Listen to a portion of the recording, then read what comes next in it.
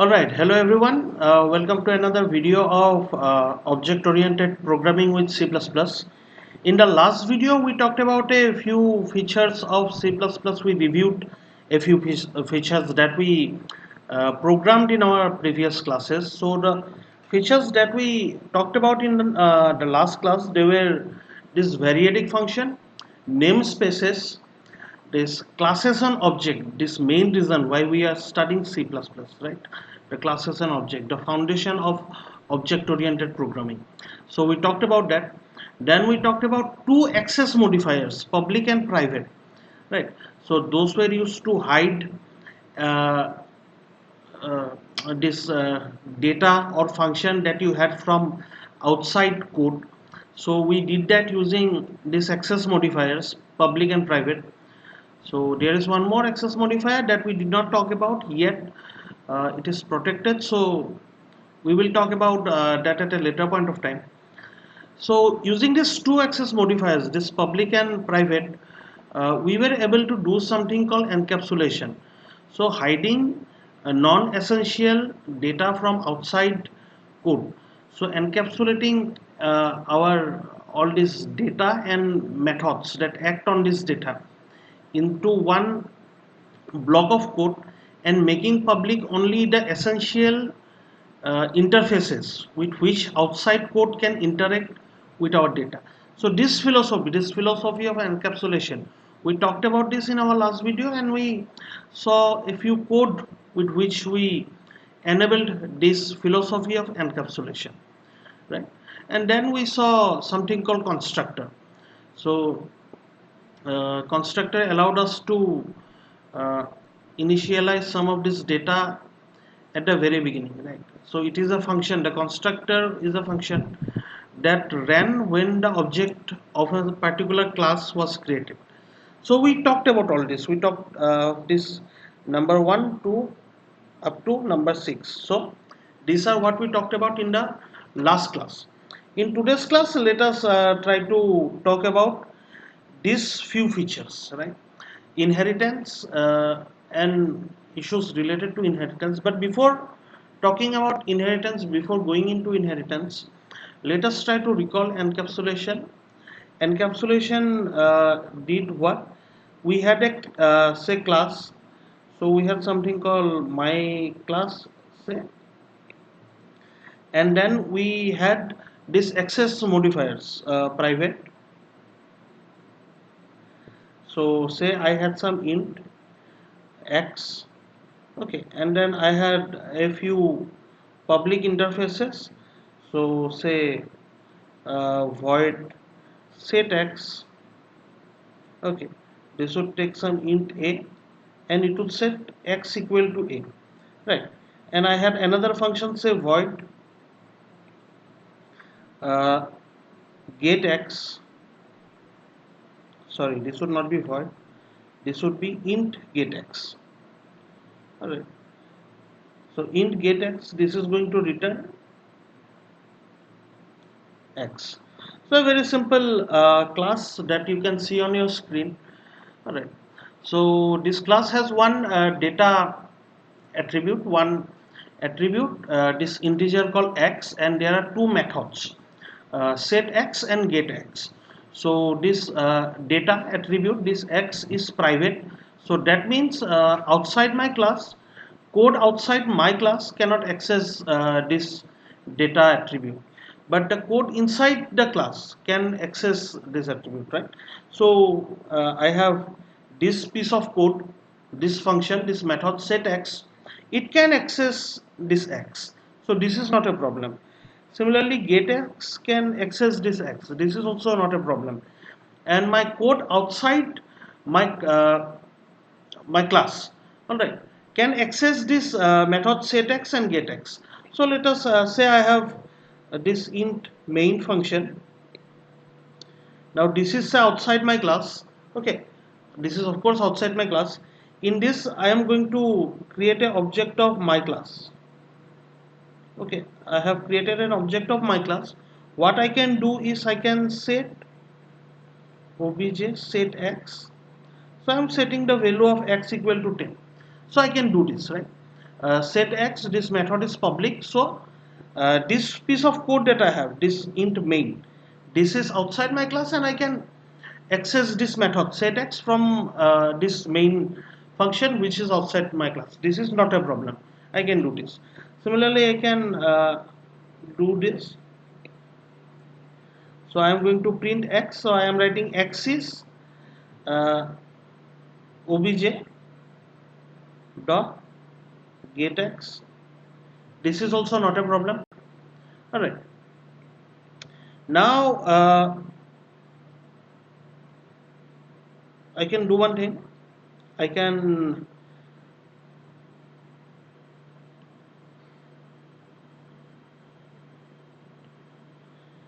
cannot do one thing is this.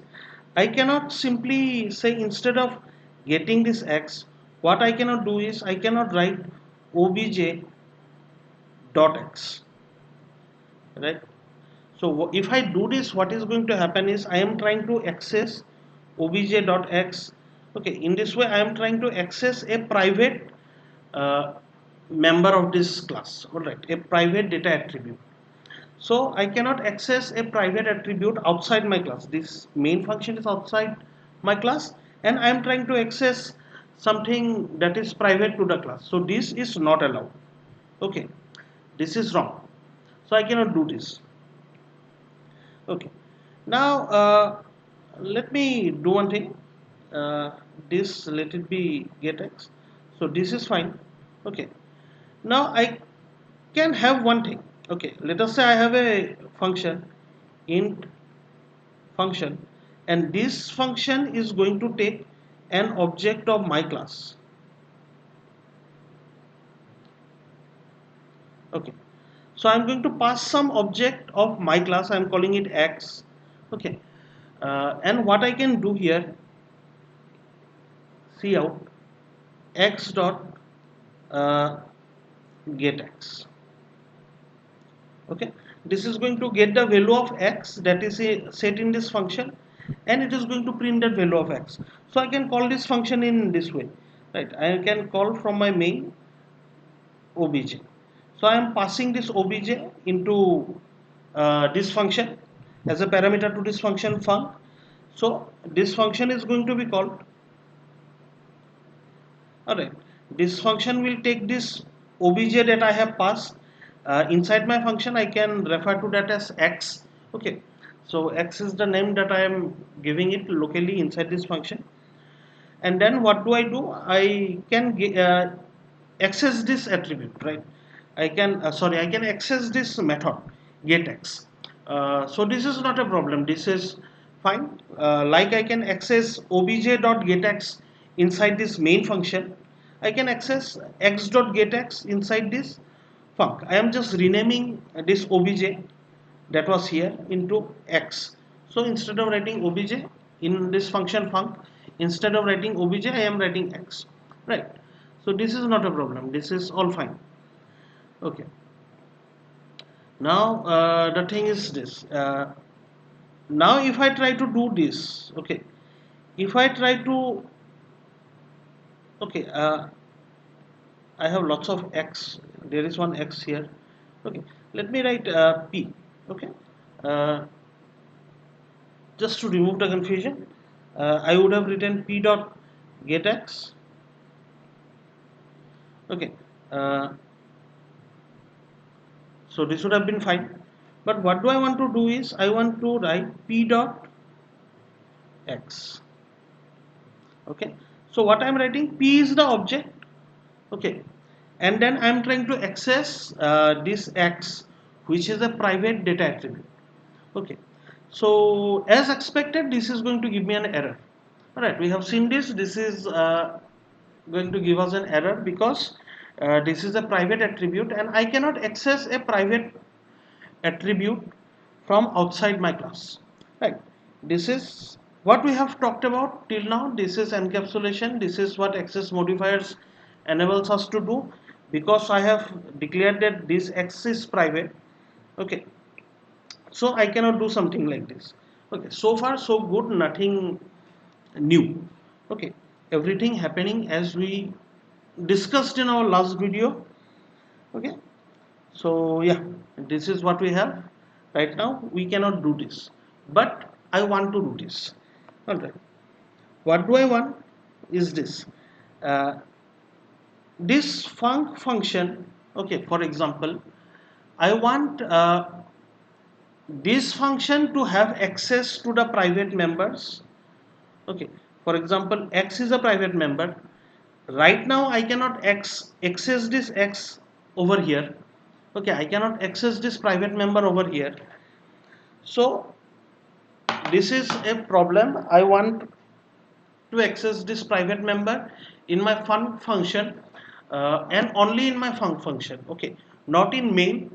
I do not want to access, I should not be given this permission to access this private data member, that is x, inside main. But uh, I should not be given access to this private data member in any other function, but in function, only in this function I want to have access to the private members of my class. Okay, so like your friends have access to your secrets. Okay, so what I'm going to do is I'm going to make this function func a friend of my class. All right, so let us look at that with an example. So what you see on your screen right now is a class. All right, in this class I have uh, a few private data attributes. I have a brand and a model, and these are of type string. Okay, and then I have a year which is of type int. So there are three data attributes in this object, in this class. Okay, and all the three of them are private. So that means in my main function, if I uh, create,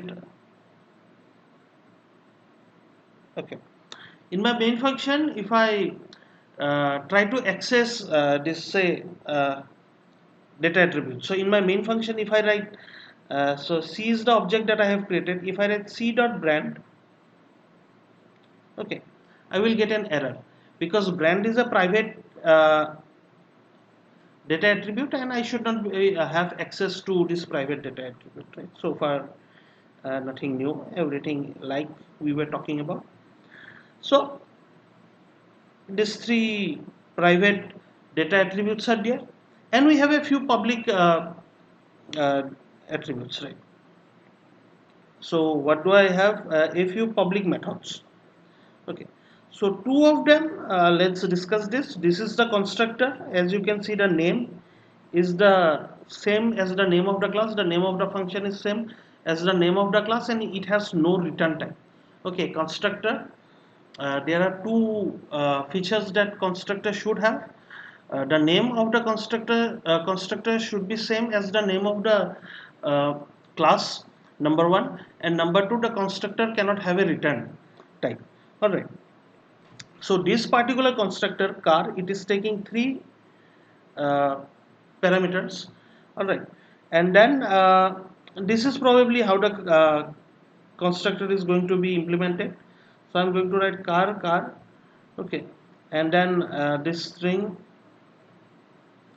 b, string m, and string sorry, int y. Okay, and then I'm going to set brand equal to b, model equal to m, and er equal to y. Okay, so this is how the constructor probably is going to be created, and there is going to be another function called print. So say this is how I implement print. Void car print, this takes no parameter, and I'm going to do something like see out the car is, okay, model by brand. Okay, So this is probably how this print function is going to be implemented, right? So these two functions are there, and these two functions are member of this class. Okay, these two methods are members of this class, and both of them are public. And because these are methods of this class, okay, because these methods belong to this function, belong to this class, I can access the private data attributes. This is not a problem. Although brand, model and year are private, I can still access them. Why? Because this method, this car constructor, this method, and this print method, these two are members of this class and in members of my class. Okay, inside my class I can access the private members, right? These methods that are inside my class, in this method I can access the private members, this private data attributes of the class. That is not a problem. Okay, but then this is something new that we are doing over here. Hold on, let me erase a little bit.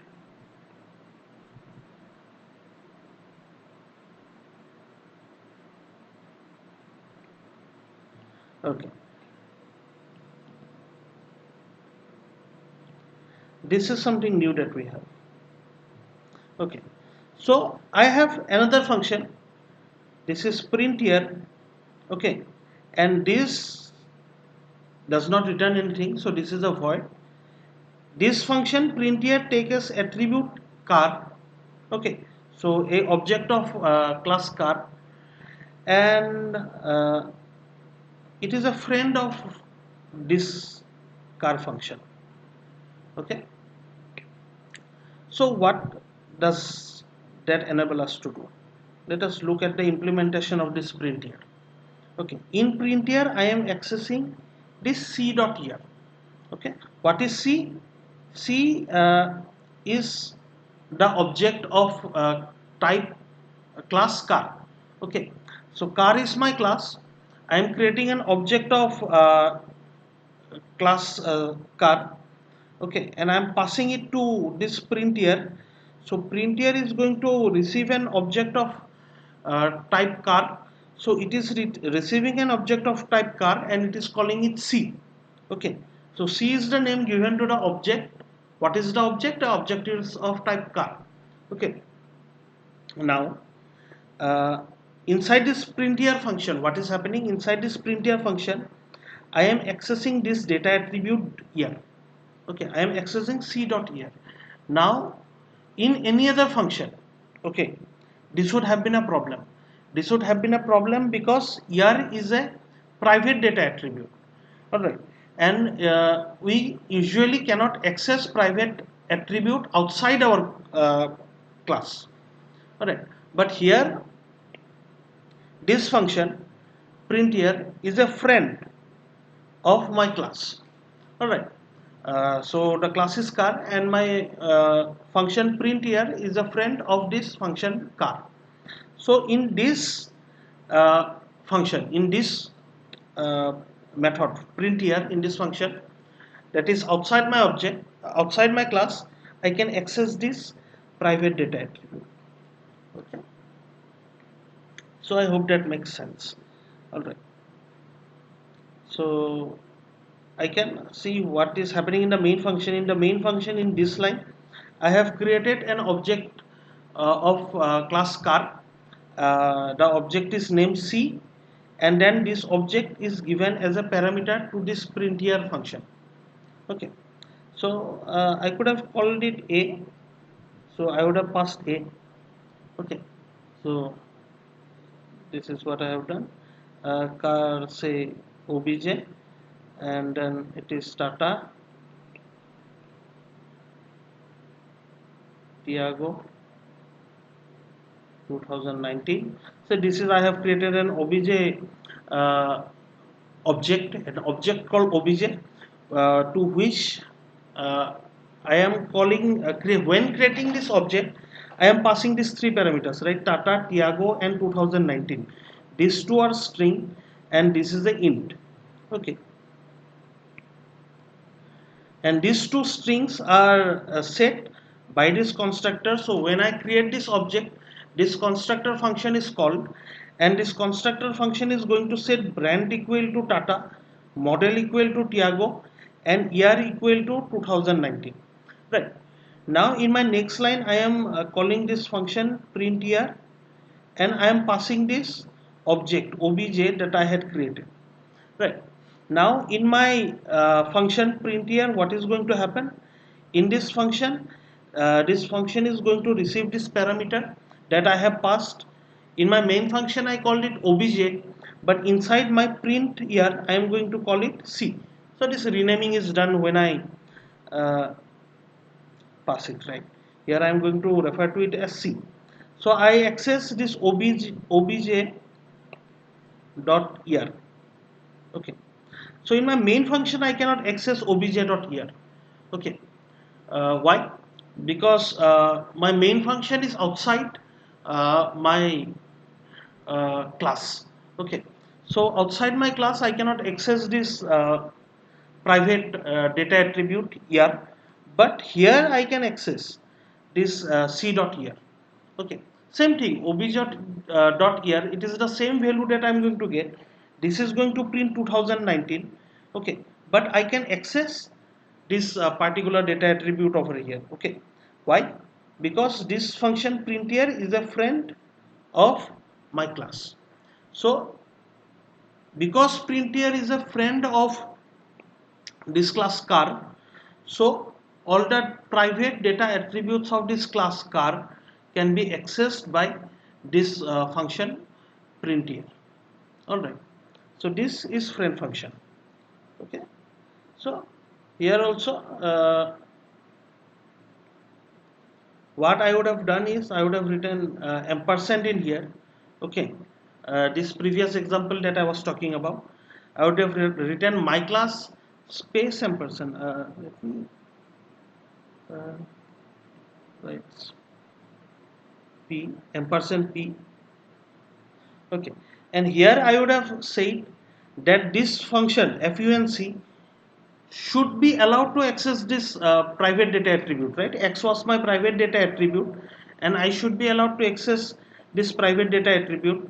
So in this function, so what I'm going to do is I'm going to write here in my class definition that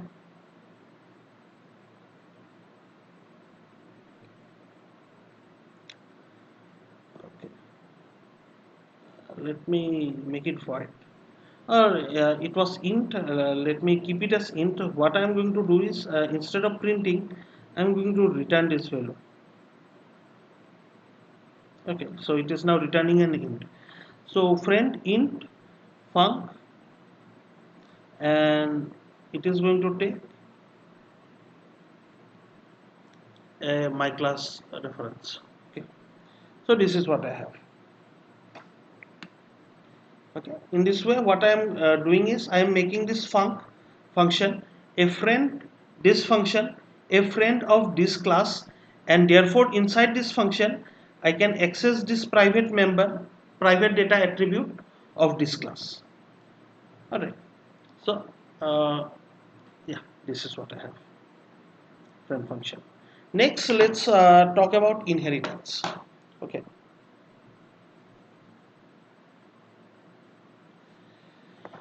okay, sorry, it's I'm sweating a lot. It's really hot today. I believe it's the uh, last hot phase of the year before winter sets in. Before winter sets, there is going to be autumn. So October is going to be autumn. So when we were young, I remember during puja, we used to wear sweater and stuff. So uh, nowadays, even wearing t-shirt, you feel really hot.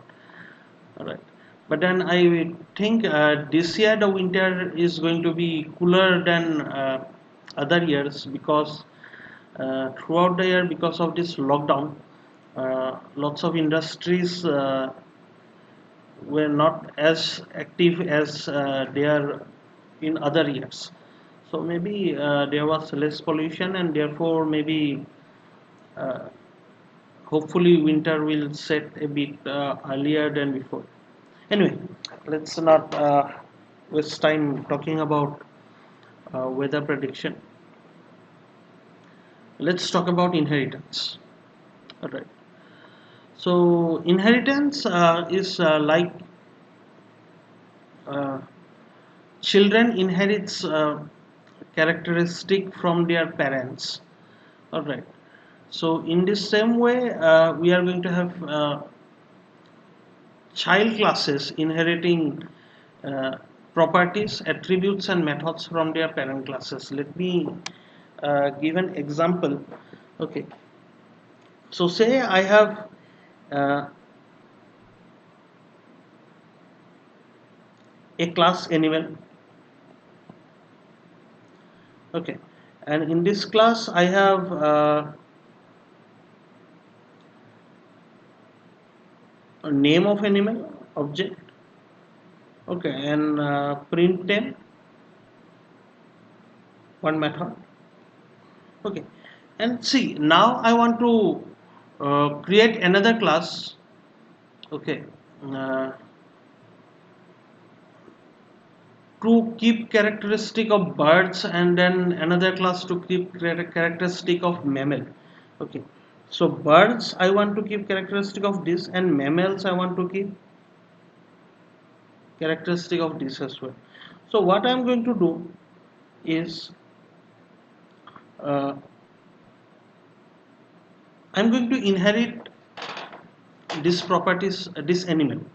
Okay, I'm going to inherit from this animal. So what this is going to do uh, is this.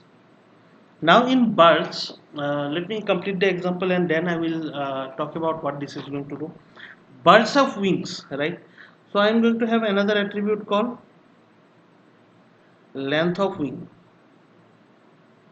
Okay, and then print length of wing. Okay, another function. And then mammals have what do mammals have? Backbone. So number of bones in their backbone, for example, and I'm going to print them. Okay, so what is going to happen here is this. I am going to uh, inherit some of the attributes, some these properties of animals in my bird class and in my mammals class. Okay, what does this mean? Animal has these two things, right? One is this attribute name, and another is this attribute print name, method print name. Okay, now when I am going to create this class for bird, okay, I need bird also have name, right? And then bird will have some method that is going to print this name. And then apart from this, the bird class is going to have length of wing, and then it is going to have a method to print length of wing. Okay, so since I already have this class called animal, okay, if I inherit from animal, right? So if I inherit the properties of animal into my bird class, this name and this print name are automatically going to be inherited by this bird class, are automatically going to come from this parent. Who is the parent here? Animal is the parent, and who is the child? Bird is the child. Okay, in this hierarchy. Okay, this is also called base class or parent class. This is called child class or derived class. Alright, so in my parent class I have some properties, namely one data attribute and one method. These are, the data attribute is name and the method is print name. When I inherit in my bird class, when I inherit this animal class in my bird class, what I am going to have uh, implicitly, these two things are going to automatically be there. Okay, now I have written length of wing and print length of wing. These are two new uh, things that are there in my bird class, right? uh, these are two new properties, length of wing and print length of wing. So I have defined them, but apart from them, this name and print name are automatically going to come from here, from the animal class. All right, I need not rewrite them again. I need not write the name and the print name again. These are automatically going to come from the uh, animal class. Similarly, in case of mammal, I have uh, this data attribute called backbone, and I have this method called print backbone. Okay, so mammal class is also going to inherit from animal class. And so although I have defined only two things, right, two properties, I have defined this data attribute called backbone, and I have defined this method called print backbone. Only two things I am defining, but uh, it is going to inherit two things from the animal. So in total there are going to be four things, right? Namely, two attributes, backbone and name, and two methods, print backbone and print name. So there are going to be four properties in total, four things in total that are going to be there inside this mammal class, right? So there are going to be four things, although I have written only two things, right? The remaining two things, what have I written? Backbone and print backbone. What I have not written, I did not write name and print name.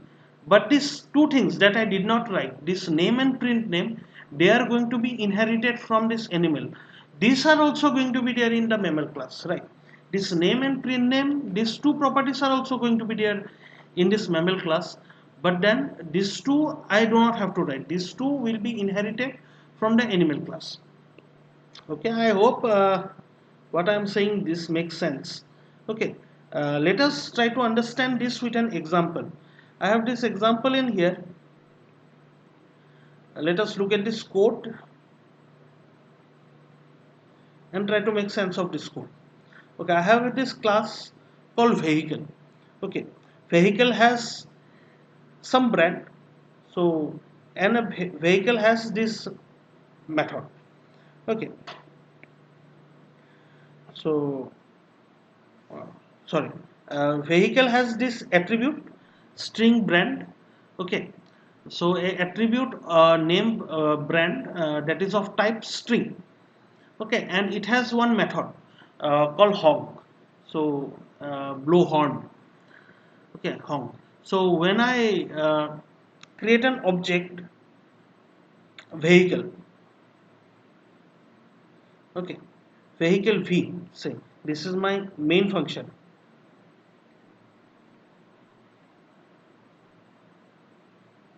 In my main function, I am creating an object v of class vehicle, and when I print v dot brand, okay, it is going to print Tata. All right, so nothing new in here. Then when I call this function v dot honk, it is going to print toot toot. All right, so it is going to call this method honk, and this method is going to print this string toot toot into my standard output. All right, so far so good. Don't worry about what is here, don't worry about all these things. If this were my main function, and if this is the only thing that I had in my program, okay, this is the only class that I had, then I believe of course this being uh, the return type being int of main, I have to return an integer. So yeah, uh, now everything is synthetically correct. Okay, so yeah, right now after creating this class called vehicle, and after creating this object v of type of class vehicle, after creating this object I can access this attribute brand, and I can access this method honk. Okay, these are not a problem. Both of these are public, so I can access them. None of this is these are private, so nothing problematic in here. Fine. Now let's keep this aside, and let's talk about this class, car. Okay, now this class car, I have written a colon after the name of the class. This means I am going to inherit from this class vehicle. Okay, ignore this public right now. This means that I'm going to access all these attributes from vehicle, and going to make this public attributes will remain public.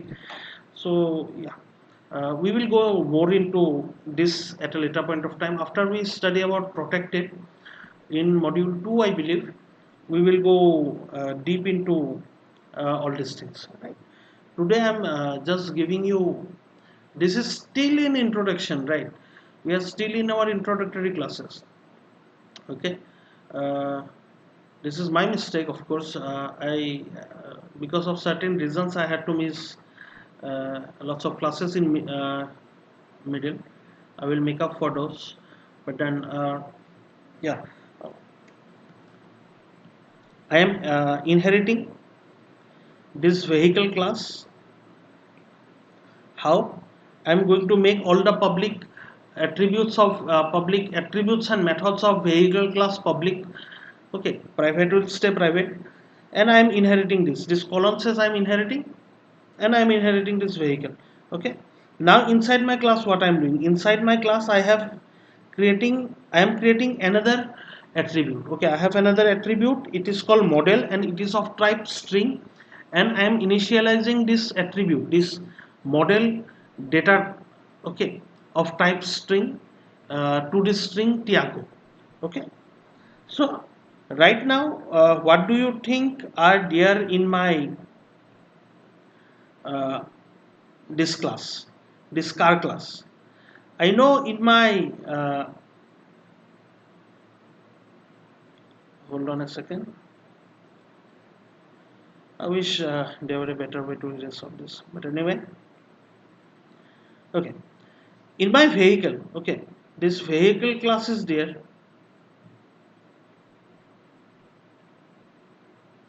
In my vehicle class, I have this attribute called brand. This is of type string, and I have initialized it to Tata. Okay, and I have this method called honk. Okay, these two things are there in my vehicle class. Okay, that I know, I have seen here. I have this attribute, and I have this method. So I am writing this attribute here, I am writing this method in here. I know these two things exist. Okay, now I have created another class over here, this car class. Okay, in this car class I have created this attribute called model, and I have initialized it to Tiago. Okay, fine. Now, is this all that is in this car class? This is of course car class, and this is inherited from vehicle class. Okay, so in my car class, is this everything? Okay, is I know for sure this exists. I can see it in the definition itself, right?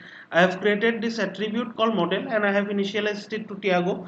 So I know for sure that this thing model equal to Tiago. This thing is there in my car class. I know that for sure. But is this everything that is there in my car class? Is there anything else apart from model? Yes, there is. Because I am inheriting from vehicle class, this attribute brand equal to Tata, and this method hawk that is going to output to is inherited in my class. Okay, so apart from this model equal to Tiago, I also have brand equal to Tata, and this hong method in my car class. Okay, I did not write here, this is my code.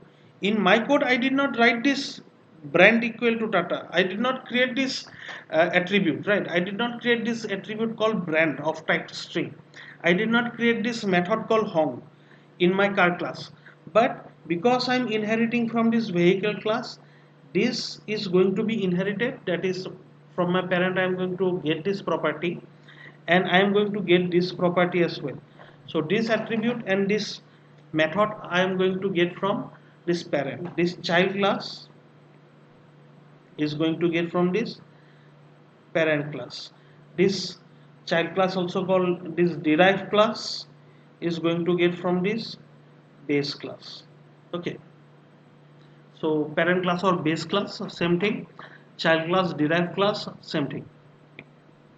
Okay, so let's see what is happening in the main function, and let's try to make sense of this main function. In main function, they have I have created an object called myCar, and this object is of class car. So I have created an object, and I am calling this function called hong. Okay, so although I do not have I did not explicitly write this function hong in this class definition of car. Okay, you can see this class definition of car, it is over here. I did not explicitly write this hong function in this class definition, but this is not a problem. This is going to output this string to. Okay, why? Because this hong function is inherited in my car class. We already discussed on this, right? In this example over here, we discuss all this over here. All right. So when I write mycar.hong, this mycar, this hong method that is there in my parent class, that is going to be called. Okay, and then in this line, cout mycar and my model, mycar.brand and mycar.model. Uh, this mycar.model is fine. It is described over here, so uh, that is not a problem at all. This mycar.brand is going to be inherited from the parent class, right? So vehicle is the parent class, and mycar.brand, although I did not declare it here, it is going to obtain from the parent class. So this is going to output Tata. This is going to give me a space, and mycar.model is going to print Tiago. Okay, so this line, this particular line is going to print Tata Tiago. Alright, and then I finally return from this main function. So this is inheritance. So inheritance allows us to inherit. Essentially, you know what inherit means. Inherit is getting something from parents. Okay, we inherit properties. Okay, not only asset, monetary, physical properties, but then characteristic from our parents, right? So that is inheritance, right?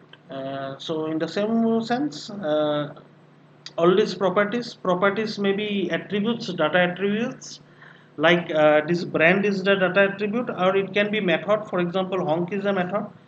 So these things, although I am not explicitly defining in my child class, but because this child class inherits from the parent class, these things that I did not explicitly define in my child class is going to be taken from the parent class into my child class, and this child class is going to have these properties, these attributes and these methods. Okay, this is something that inheritance gives us. Alright. So in C++, we are going to see inheritance. Once again, I told you we are going to see this at a greater detail later on. Okay, not much later, hopefully after 2-3 more classes. So there are a few type of inheritance. In this example, we saw one class directly inheriting uh, to another class, right? This car class was inheriting from vehicle class. Alright, this is one way. Another way is I have this animal class, this other example that I gave, and there is this bird class and this mammal class. Both of these are inheriting from animal class. So this is one more model. In another model might be uh, So there is this engine class. Okay, and there is this infotainment class. So a car will have engine and infotainment, right? So I am going to create a car class, and it is going to inherit both from engine and infotainment. So I am going to create properties of all the properties related to engine and all the properties related to infotainment, and I will bring these two things together, and that is how I am going to create car class. And say apart from engine and infotainment, there is going to be seats. So those are new properties that the car class will have apart from this property that is there in my engine and infotainment. Okay, so this is one more model of inheritance. And uh, there can be multiple level of inheritance, right? So say so living things is one class. Okay, this is a name. So from living things I can have animals and plants. From animals I can have birds and say mammals. Birds can have uh, flying birds and non-flying birds. Okay, so this is in this way I can have multiple hierarchy. Okay, of inheritance. So this animals is inheriting from living things. So animal will have say legs, number of legs. Okay, so animal in animal class I have defined only legs, and from living thing class I am inheriting this name. So animal is going to have legs and name. Okay, so two things. Then birds say I have wings. So I am inheriting from birds is inheriting from animals, right? So birds is going to have. I am defining only wings in my birds, and because I am inheriting from animals, I am going to get these legs as well, and I am going to get name as well. Okay, because animal had two properties. Although I defined only one, I defined only leg, and okay, I defined one, and it is going to inherit one more, that is name. So animal is going to have two properties, and birds is going to have what? I am defining one, wings, and because I am inheriting from animal and animal had two properties, so bird is going to have three properties. That is the one that is defined in birds, wings, and the other two, legs and animals. Alright, and flying, say duration of flight. Okay, so if I have in flying, I have duration of flight, and I inherit from birds. Bird had three properties: one that is explicitly defined, and two that is inherited from its parents, right? So name and legs are inherited from parents, and wings is defined. So there are three properties, three attributes in birds, and one attribute is defined in flying birds. So because flying birds inherits from birds, I'm going to have four properties in birds, four attributes in flying birds, right? So one that it has described, and three that it inherits from its parent. So it parents inherits two from its parent, and that inherits one from its parent. So in this way, you can have multiple layer of inheritance. We will talk about all this with code and examples in later classes. Right. So one more thing in inheritance, say this, ignore this part. Okay, this piece, what you are looking at right now is the exact code that you saw in the last slide. Okay, we discussed this pretty well. So we have two classes. One is the vehicle class. It has a attribute called brand, and it has a method called honk. And in my derived class, in my child class, I am inheriting from my parent class, that is vehicle. My derived class, class is car, and it is inheriting from vehicle. So in this I have one more attribute model. So I have right now vehicle. Vehicle has brand, and it has this method called honk. And then I have car. Car is inheriting from vehicle, and I have created one more attribute called model. Okay, these two things are, because of inheritance, are going to be inherited from this vehicle class. So far so good. When I, in my main function, I am creating this object my car of class car. Okay, and when I call this method honk of my car, see, ignore this part. uh, in my car this honk right now does not exist. Okay, so this parent class honk is going to be called, so it is going to print toot toot into the standard output. All right, so far so good, exactly like what we talked about in the last slide. Now it so turns out that car does not make the sound toot toot. Okay, car make the sounds honk honk. All right, so that's what we have. Now what do we do? When I create a object car, okay,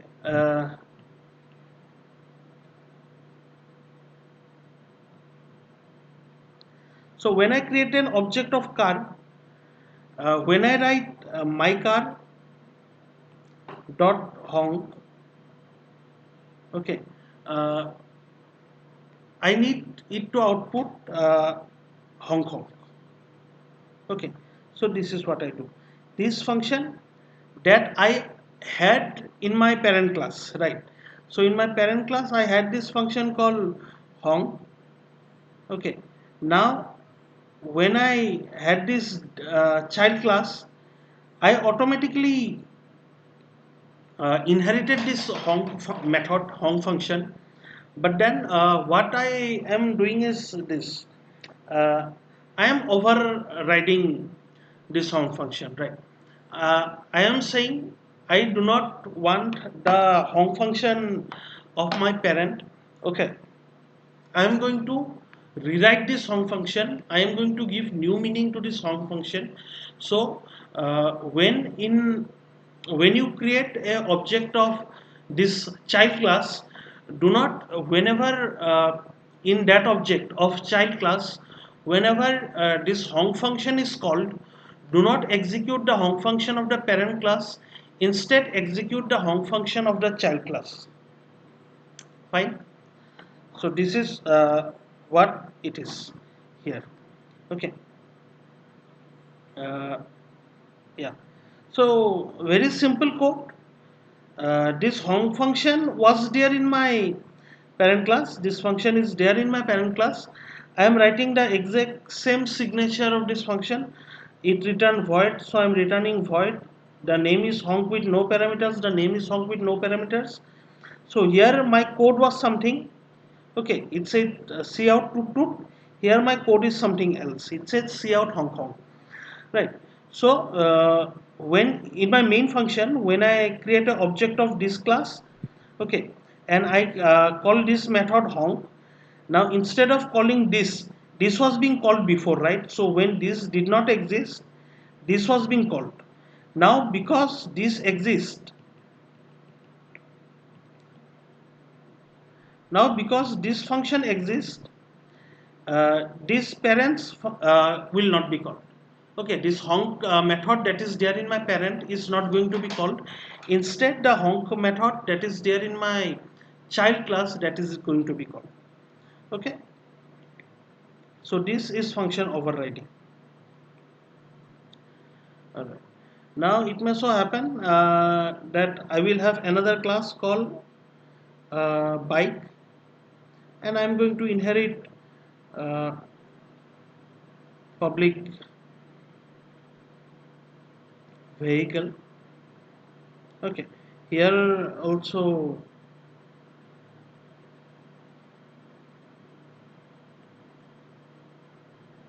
okay, let me not make it string. uh, okay, let me write in a more organized way. Okay, so I have one more class called bike, and it is going to inherit from vehicle. Now uh, I'm going to keep both attribute and methods as public. So attribute is going to be cc, and I'm going to initialize it to 500. So the bike is going to be of 500 cc. Then I'm going to override this method called honk. Okay, so this is going to say if beep beep.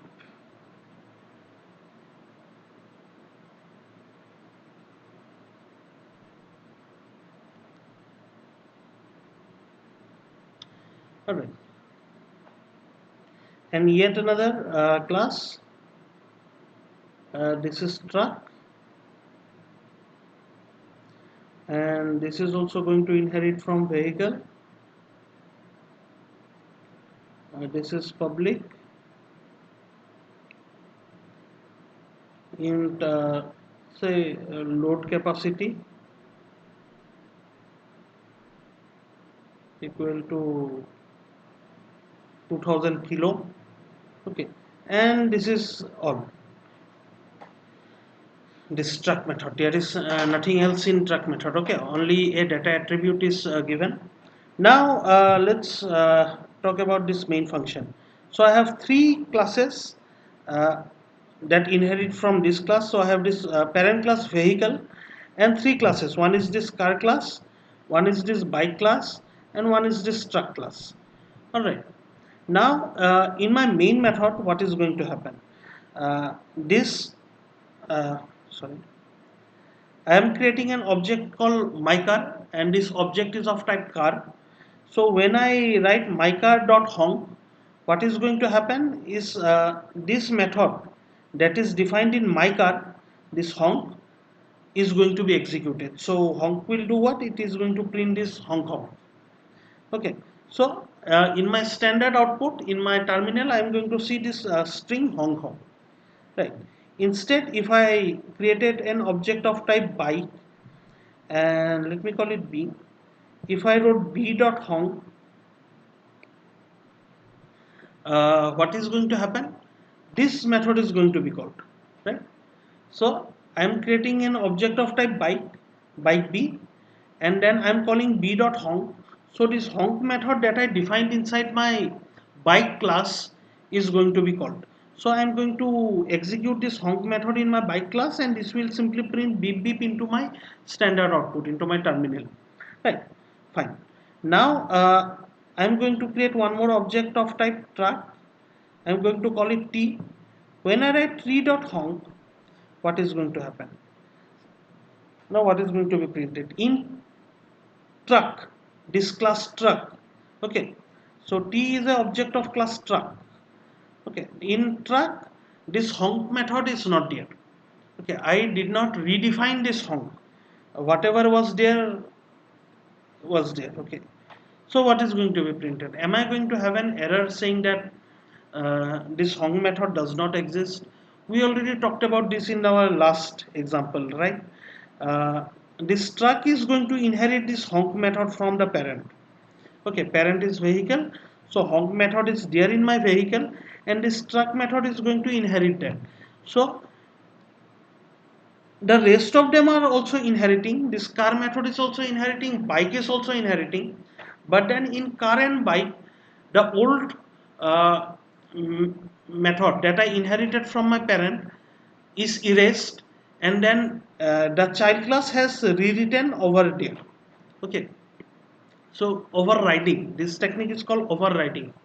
This parents class definition has been overridden in car and bike, but in truck this overriding did not take place. So what is this line going to do? This t dot honk uh, is going to see that there is nothing in here. So this is going to be executed. The parent class honk method is going to be executed, right? So what I'm going to have is in my standard output, this toot, this string toot is going to be printed, right? That is what is going to be printed into my terminal. So this is what I have. This is function overriding. Okay, I inherit functions and attributes from my parent, but then sometime I am going to see that this parent function I do not uh, want. Okay, so I'm going to have to modify this parents function that I have inherited. So I'm going to override this function. So I'm going to give new code. This old code I'm going to erase that I've inherited from my parent, and in my child class I'm going to rewrite this code. I'm going to write this code again. Okay. So the parent class home function, for example, is going to be removed, and the child class home function is instead going to be used.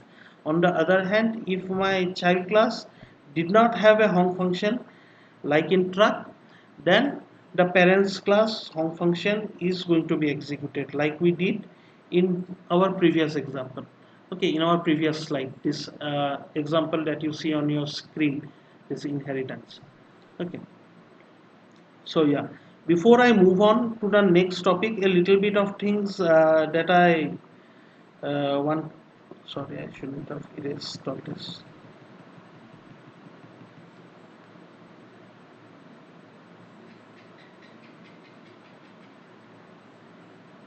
Hold on. All right. So before I move on to the next topic, a little bit of questions that I have for you. So I have my car, a object of type class car, a B, an object of class bike, and T, an object of class truck. Okay. Now say in my main function I have cout my car dot brand space my car dot model. What is going to be the output? Okay, the brand is not defined in this child. Okay, so right now first I want to ask you, do I have to worry about these two definition when answering this particular question? What is going to be the output of this line? So this line uses this object called mycar. Mycar is an object of type of class car. So this is class car and it inherits class vehicle. So here I have no relation with these things, right? There is bike and truck class. So I do not need not worry about these two classes right now. So my car.brand I did not define here, so I'm going to inherit from my parent. So the parent of class is vehicle. So brand is initialized as Tata. So this is going to print Tata. And my car.model, I'm going to look at the child. The model is initialized to Tiago. So this line is going to print Tata Tiago. Alright. So instead of my car, if I write this bike b dot brand or b dot model, what am I going to get? Uh, so in here, this is my bike. I did not write this brand. Okay, attribute is not defined here, but it is inherited from vehicle. Okay, now I did not worry about car, right? Bike class, it inherits vehicle, so I need to only look at this and this in order to answer what will be the output of this line. So b dot brand is going to print Tata. Okay, this is going to be Tata. It is not defined here, so whatever is inherited from the parent, that is going to be printed. But what is going to be b dot model? So that is the question. So bike class does not have this attribute called model, right? It is not defined in bike class, it is not defined in vehicle class. Sorry, it is there in car class. So car class has no relation with my bike class or my vehicle class, right? Uh, so car class inherits from vehicle, but vehicle does not know that there is something called car class. It exists. Okay, so bike does not have this model attribute called model, right? So for that reason, this is going to give me an error. Instead, if I wrote bike.cc, this is going to print something. This is going to print Tata and 500. Okay, and similarly, if I wrote t dot brand and t dot cc, here brand is inherited from parent. Okay, so this is also going to print Tata, and CC, it is going to see that it is not defined in child class. CC is not here, and CC is not in my parent class as well. So this truck class does not have CC from anywhere. This attribute called CC, it is not getting from anywhere. It did not define on its own. It did not inherit from its parent. Okay, so this attribute is missing in this object T of class truck, right? So for that reason, this is also going to be an error. All right. So yeah, uh, this is some extra thing that I just talked about, but the main focus in this particular slide that you can see on your screen, the main focus of this slide was function overriding. I hope you understood function overriding. I don't think we will be going into too much depth of function overriding theoretically, although we are going to see use of function overriding later on. All right. So next we are going to look at something called function overloading. Okay. So what you see on your screen is this. Okay. Uh, Let me explain with this example directly. I have a class called complex. Okay, and in this class I have two attributes, real and imaginary. Now in order to set this set the value of this real and imaginary, this is of course a complex number, and a complex number has a real part and an imaginary part. This is how we write complex number. All right. So this is the real part and this is the imaginary part. In order to initialize a complex number, I will have to give some value to the real part and give some value to the imaginary part. All right. So in order to initialize, I have this function called init. Okay. Now there are three things that may happen when I create an object. Okay. So here I may simply call init function. I may simply choose to set this real part equal to 0 and the imaginary part equal to 0, or I may choose to set this real part to some value and keep the imaginary part equal to 0, and I may choose to set both this imaginary and real part to some different values. All right. So there are three things that I want to do. All right. Three different things that might be possible that I may choose to do. I may choose to set both of these to 0. I may choose to set real part to some value and imaginary part to 0. And I may choose to set both real part and imaginary part to two different values. All right. Three different things that I may choose to do. Now, to do this initialization, do I need to create three different functions? All right. So what I could have done is I could have had three different functions. One would have been init, both 0. This does not need to take any parameter. Okay, this will do what? This will set real equal to 0 and imaginary equal to 0. Alright, this is one function that I may have. I might have another function init imaginary 0. This will take one parameter and it will set real equal to that parameter and imaginary equal to 0,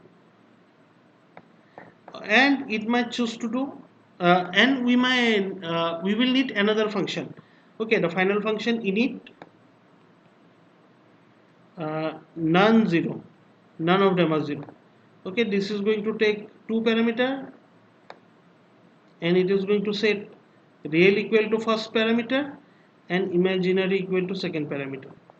Okay, so three function for three different ways in which I want to initialize. Alright, now this is problematic in the sense that based on what I want to do, okay, based on uh, what I want to do, I will have to call one of these three function. Now as a user of my class, the user will need to remember this three function, right? It will be too problematic for the user. Why need to remember so many different names of so many different function? Alright, let me give you another example. Say I have a class to do arithmetic operation, and in my class I want to add two numbers. Alright, so what might happen? I might have to add two integers. Okay, so add I might be the function to add two integers. I will have another function add if. It will add one integer and one float. Okay, and I may choose to do add two float.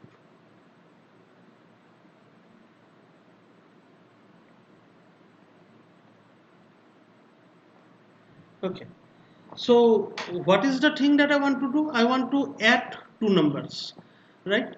And what are the two numbers? They may be integers or they may be float, or one might be integer, one might be float. So three different scenarios that may come up in my case, right? So based on these three different scenarios, in normal situation, I would have had three different function.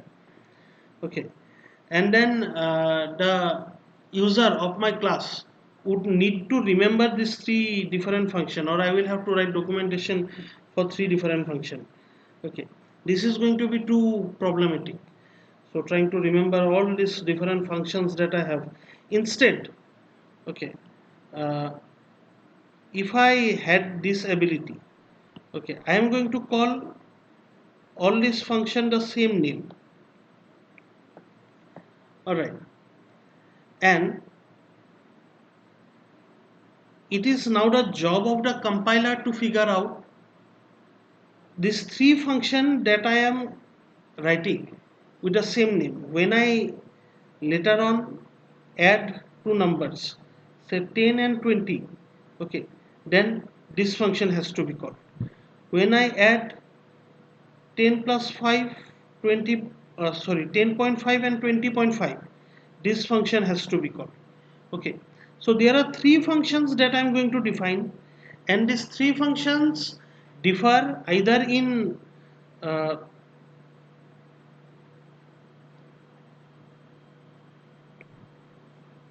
for some reason I have void. Okay, so these three function define either in return type or this parameter. So a combination of this all this return type and parameter, so something is going to be different among all these three function. Okay, so having everything same, void add int a in b, okay, I return a plus b, or I print, sorry, I'm not returning anything. I print a plus b, and again I write void add int p int q,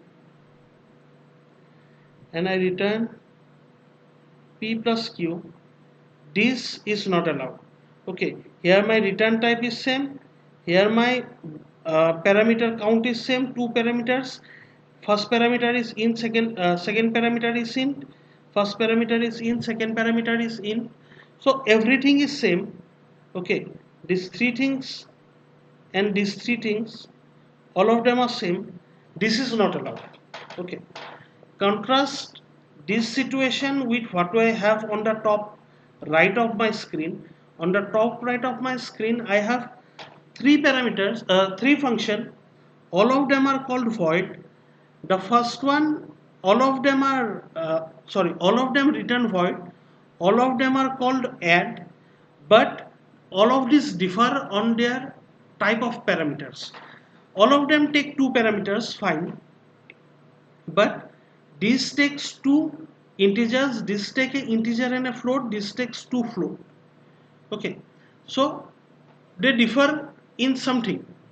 Now in my main function, if I call this, then it is the job of the compiler to make sense out of these three add function that I define, which of these three add function is actually going to be called. Okay, when I execute this line, this function is going to be called. When I write this line, this function is going to be called. Okay, so based on this parameter that I am passing, based on the type of this parameter, now it is the job of the compiler to make sense, to figure out which of this function is actually going to be called, right? So this is what we have.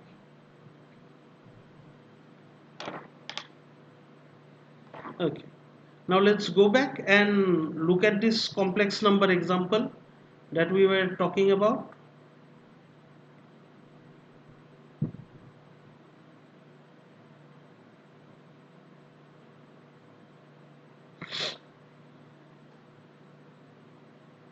Okay, this complex number has two attributes, real and imaginary. There are three functions, all of them are called init. I am going to have call the same function name, okay, init, in order to initialize this complex number. So right now I do not need to remember three different function name.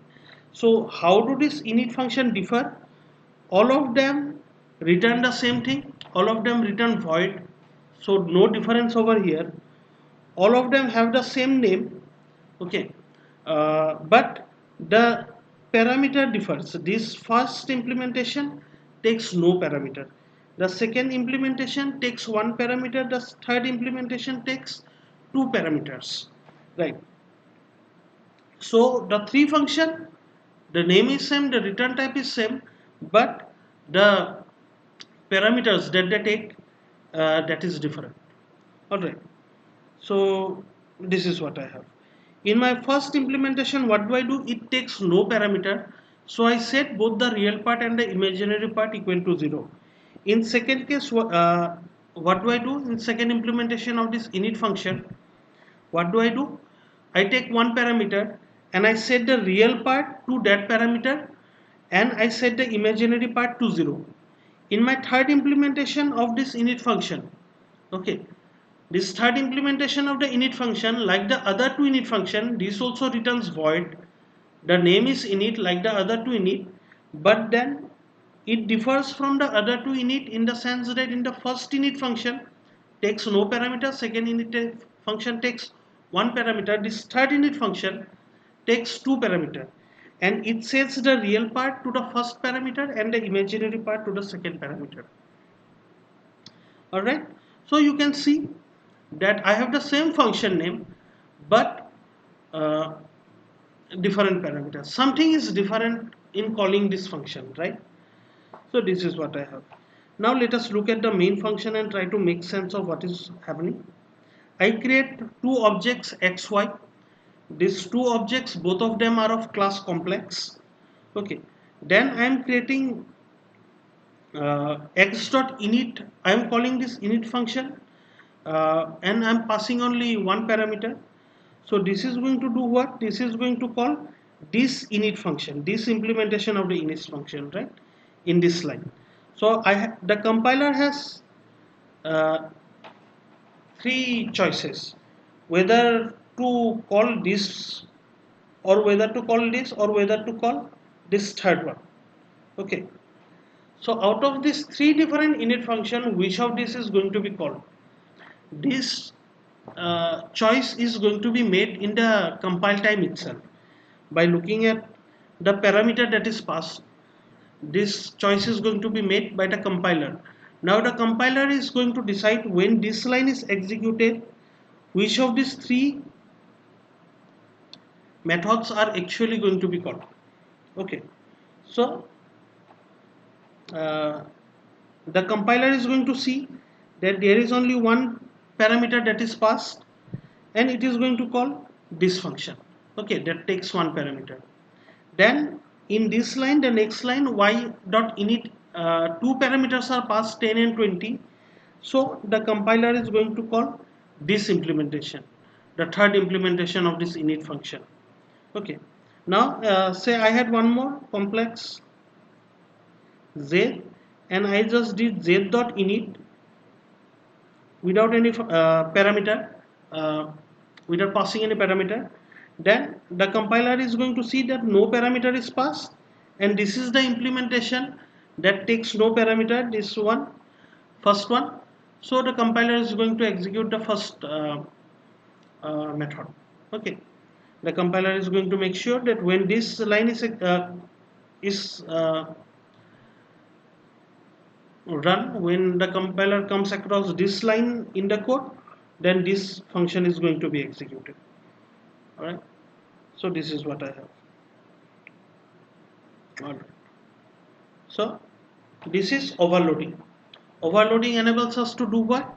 In enables us to have different function.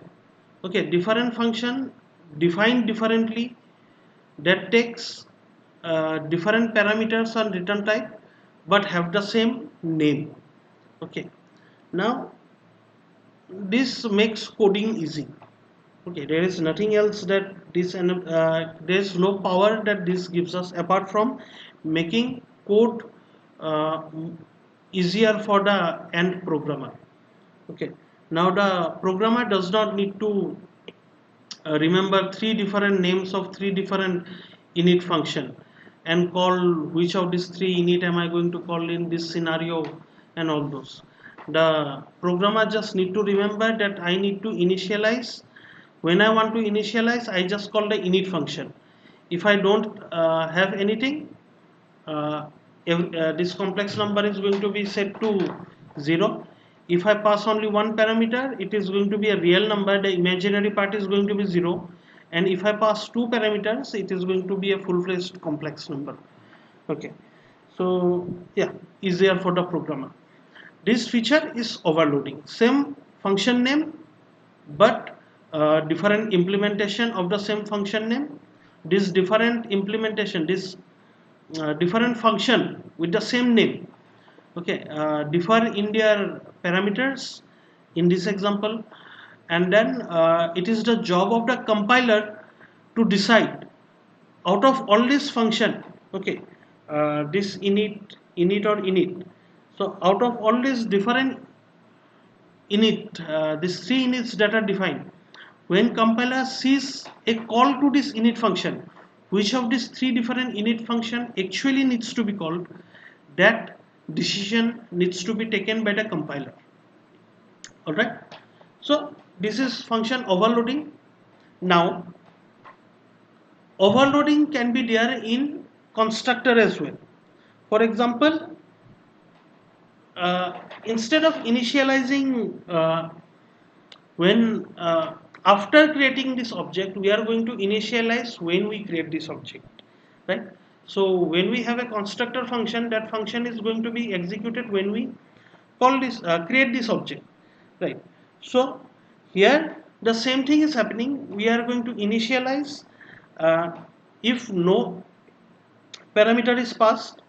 Okay, for example here no parameter is passed when creating this object, so this constructor is going to be executed that does not take any parameter. Here one parameter is passed when creating this object, so this constructor is going to be executed that takes one parameter. Here two parameters are passed when creating this object, so this is the constructor that takes two parameters, and this constructor is going to be called when creating this object. Alright, so like before, this constructor is going to set both real and imaginary part to 0. This second constructor is going to set the real part to some whatever is passed to it, and imaginary part to 0. And the third constructor is going to set the real part to the first parameter and imaginary part to the second parameter. And yeah, this is what I have.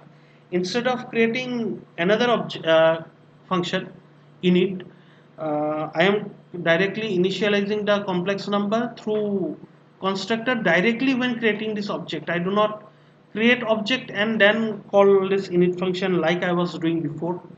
And now like in just in the previous slide, based on the parameter passed to the init function, how the compiler chose one of these three init function. In the same way, based on the parameter passed when creating this object, okay, the uh, compiler will decide which of these three different constructor needs to be called. Okay, so yeah, this is function overloading. Very similar to function overloading is the next thing that we are going to see, uh, operator overloading. Okay, so what is the operator? Say I have int z equal to 10 plus 20. Okay, so this plus operator is defined in case of addition of two. Say I am doing integer over here, so 10 plus 20. This plus operator will make sure that this j is initialized to 30. Okay, similarly if I had float y equal to 10.5 plus 19.5, okay, this plus operator once again is going to see add these two numbers, and it is going to set y equal to 30. All right, so this plus operator, this is the operator. Okay, so when I uh, add two numbers, it is defined. Okay, but what we are going to do is, say we have created y a complex number and z a complex number, right? So what I'm going to do is I'm going to create complex uh, p equal to y plus z. So what is y? Y is this complex number 10 plus 0y. Okay, what is z? Z is this complex number 10 plus 20i. So what should be p? P should be 10 plus 10 equal to 20 plus 0 plus 20 equal to 20, 20 plus 20i. Okay, this should be the result of adding two uh, complex number. But then this is not already defined in C++, right? C++ does not know how to C++ or C or most normal programming language. They cannot handle complex number on their own, right? There is no data type to handle complex number. So we created this data type. All right. We created this class complex, right? So this is going to handle complex number. We made this on our own. So instead of writing I dot x like integer, we can create complex number complex x, right? We would have written int x to create a integer. We write complex x to create a complex number, but then addition of two complex number is not defined. All right, so that's a problem. Now what we are going to do here is we are going to uh, override this addition. Okay, so what does that mean? Sorry, overload this addition. What does that mean is, when I write this, when I write complex p equal to, say, here I have created a complex number. Okay, this is 5 plus 10i, and here I have created another complex number. This is 10 plus 20i. Ignore this at this moment, just concentrate on this part. Okay, when I execute this line, okay, complex x with two parameters, this constructor is going to be called, and it is going to set uh, this real part equal to 5 and then this imaginary part equal to 10. Now there is one more thing, there is something called default value. That is not the focus in this slide. We will talk about this also at a later point of time. Okay, so in this line what is happening, we are calling this constructor and it is setting real part equal to 5 and imaginary part equal to 10. Okay, and so this complex number is created in this line. In this line, we are creating another complex number. We are setting real part equal to 10 and float part equal to 20. So this complex number we are creating in this line, right? So we have created two complex number. Now in this line, what we are doing is we are adding these two complex number. Now addition, I already talked about this, is defined in case of adding integers, adding float, okay, adding numbers, right, adding long. So for all these things, addition is defined by default in C++, but adding complex number, this is not defined, right? So we have to define this. So in order to do this, when I write x plus y, okay, where x and y are complex numbers, so I have to define, right? So I am going to define this thing. I am going to define the meaning of this addition symbol, this addition operator, when it appears next to this complex. Okay, a object of type complex. So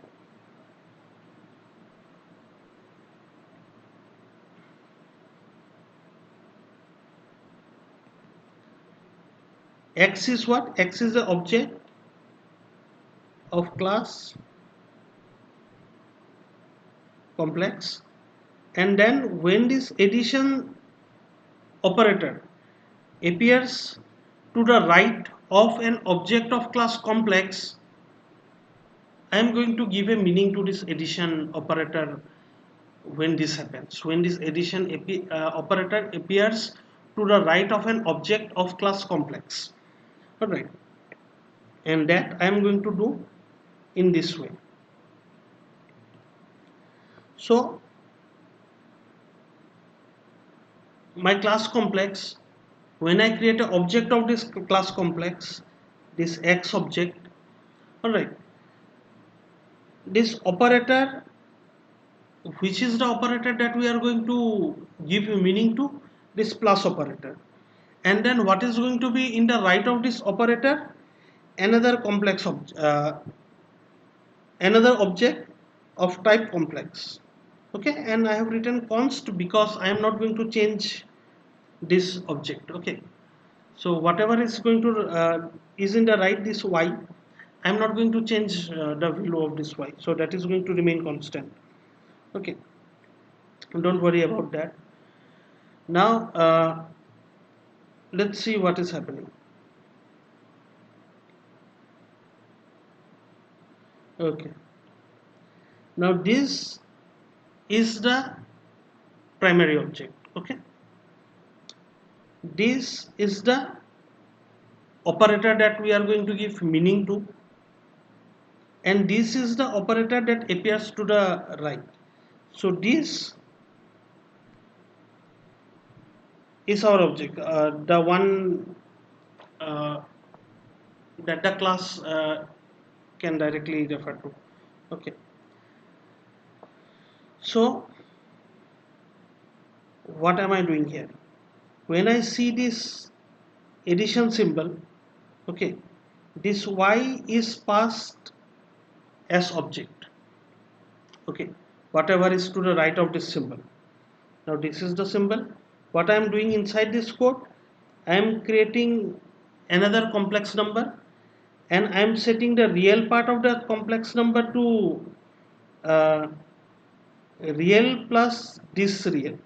Okay, what is this object? What is going to be the value of real in this case? The value of real is going to be 5. Okay, and what is going to be the value of imaginary image is going to be 10. Okay, and what is going to be obj.real? Obj.real, obj is what? Obj is y. So what is going to be obj.real? Obj.real is going to be y.real. Y.real is uh, 10. Okay, so what am I going to have in this line? This line is going to have real plus y dot real. So x is my main object. What is x dot real? X dot real is 5. And what is y dot real? Y dot real is 10. So this sum dot real, what is sum dot real? Sum dot real is my main object's real plus my obj's real. Obj's real is 10. My real, this real is 5. So 5 plus 10 is 15. So sum dot real is going to be 15. In the same way, my main object's real is my main object's imaginary is 10. Okay, this thing, my uh, whatever is to the right of this addition, this y, okay, that comes here, this obj is y, right? So obj's imaginary is what? Obj's imaginary is 20. So my main object's imaginary is 10. My obj's imaginary is 20. So sum dot imaginary is going to be what? Sum dot imaginary is going to be my imaginary plus obj imaginary, that is 10 plus 20 equal to 30. Alright. So sum dot real is uh, 15, sum dot imaginary is 30. So I have created a new uh, complex object, a new object called sum of class complex, and I have set the real part of that sum object of class complex to 15 and imaginary part to 30. Fine, and then I am returning that sum object. Okay, this sum object of class complex with real equal to 15 and imaginary equal to 30, I am returning that object. Okay, now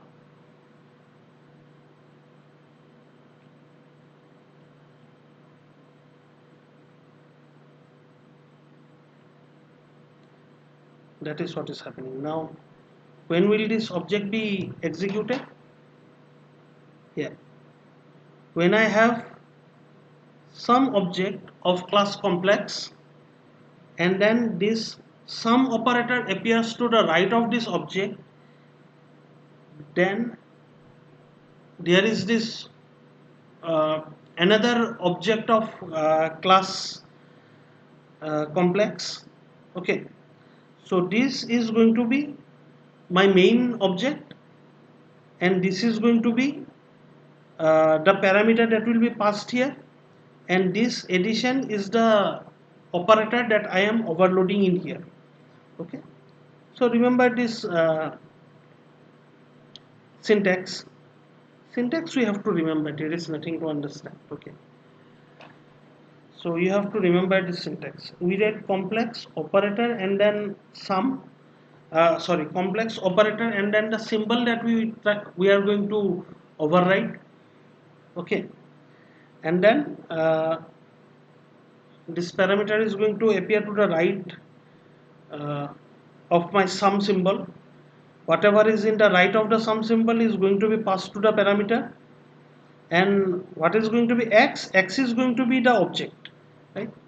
So main object, so x I am going to access the real and imaginary by writing directly real and imaginary. I don't have to write anything, but then the y is going to be passed as parameter, so I have to write parameter name dot real, parameter name dot imaginary. All right. Now, I hope you understood this. Okay. So we will see more of this when we look at uh, abstract data types. We will see how to do operator overloading with abstract data types. And I want you to do one thing. I want you to overload the multiply operation. Okay. So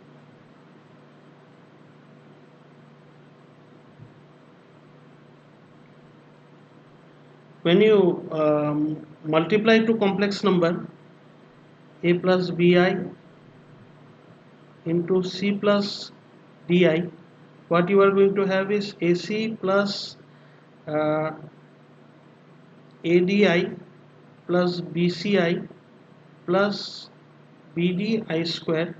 I square is going to become minus, so AC minus BD, okay, plus AD plus BCI. Okay, so this is the real part, this is the imaginary part that you are going to get after you multiply two complex number. So I want you to overload the multiply operator, so that when we multiply two complex number we will have this. So I can write complex m equal to x multiply y. Okay, so when I do this I should get whatever is the correct result. All right, so that is something that you should go ahead and do. It's going to be very simple. All right, you already know this. Say this is x, this is y. So a is going to be, you are going to access a as real, b as image. Okay, now say parameter is obj like before, then c is going to be obj dot real and d is going to be obj dot image. Alright, that is how you are going to get this real part and imaginary part. And then you are going to create say some complex number. Okay, now and then you are going to set that complex number dot real equal to this and that complex number dot image equal to this, and then you are going to return that complex number. Okay, this is how you are going to do multiplication. Please go ahead, do this. And I hope this makes sense, right? The most important thing that you should really understand is this, that this operator, this plus, this multiply, they are not defined in case of complex number by default in C++, but then we created this data type, we created this class, okay, in order to store complex number. Now complex number can be added, complex number can be multiplied. So if we directly add or multiply this complex number that we created, we are going to have an error, because this add and multiply, these are not defined, this way not defined. But then we are defining meaning. Okay, we are defining this addition and multiplication in the context of complex number. What does it mean to add to complex number? What does it mean to multiply to complex number? We are giving meaning to this thing. All right, so this is what we have. And then yeah, so this is overloading. All right, so this is what we have. Okay, so yeah, in this video we talked about let's come down from the beginning. We talked about what is a friend function, A friend function is a function that can access uh, private data members of a class. Okay, so if some class has a friend function, that function which is a friend of that class can access the private attributes and private methods of that class. Okay, so that is the first thing that we studied, friend function. Then we talked about inheritance, wherein a child class inherits attributes and methods of parent class. Okay, we talked about different models of inheritance where multiple inheritance, inheriting from multiple parents, then multiple level of inheritance, multi-hierarchy inheritance. This is a multi-hierarchy inheritance that you see on your screen right now. So inheritance is the next thing that we saw. Then we talked about function overloading, where a function, a method that is inherited by from the parent by a child class. So that is overridden. A new function is written that sits on top of that function. So the parents class function is erased and a new function is put there instead. Okay, so that is function overloading. We saw that with several examples. Then we talked about that was function overriding. Then we talked about function overloading, where different okay, function that are completely different, uh, have the same name. Okay, these function are doing different things, but they have the same name. So they differ only in their parameter. They differ in their parameter. They have the same name. They differ in their parameter or their return type. And when this function is called, okay, when this function uh, that has a name and that is implemented several times, okay, when this function is called, based on what is the parameter out of all these different implementation, which of this implementation actually needs to be called will be decided by the compiler. That is function overloading. Now function overloading is possible with normal function, like we can see on your like you can see on your screen. We have this init function defined 3 times, but they differ in their parameters. Now when this init function is called in the main function, so based on the parameter that is passed in the main function, uh, the compiler is going to decide out of these 3 different init function which of them is actually going to be called, right? So that is something that is going to be done by the compiler. So like normal function, even constructor can be overloaded. So here you can see this constructor called complex. So we have 3 different implementation of this constructor, and they differ in their parameters. So based on how this constructor is called, okay, whether with some parameter or one parameter or two parameter, the compiler is going to decide out of these 3 different implementation which of these 3 is actually going to be called. So that is something that the compiler is going to decide. Then finally we talked about operator overloading, where operators, symbols, addition, multiplication, or any other operator that you can think about, uh, okay, that does not have a meaning uh, in the context of the class that you are creating, is given meaning. Okay, for example, operator, we worked gave this example, we saw this example program where we added 2 complex numbers. Okay, so adding 2 complex number, uh, this operator did not have this sorry with complex number, addition did not have any meaning in C++ naturally, right? So we gave meaning to addition of complex number. So this is what you have. So with that we have come to the end of this video. In the next video we are going to look at memory. Okay, we are going to see how memory is managed in C and C++. What is all this data segment, then BSS, then stack and heap, how do all these things work. So we are going to look at all these things in our next class. So thank you for watching this video. If you have any doubt, then please do reach out to me through WhatsApp or in the comment section below. Ask your doubt. So thank you for watching this video, and see you in the next video.